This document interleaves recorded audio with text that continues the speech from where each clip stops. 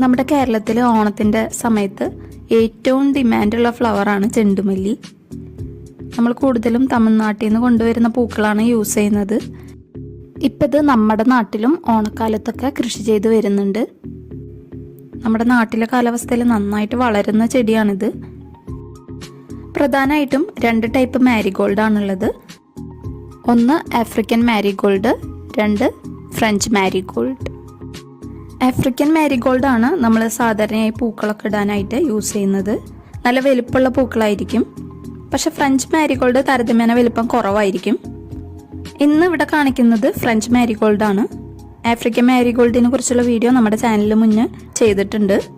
രണ്ടിൻ്റെയും പരിചരണം ഏകദേശം ഒരുപോലെ തന്നെയാണ്, വലിയ വ്യത്യാസമൊന്നുമില്ല.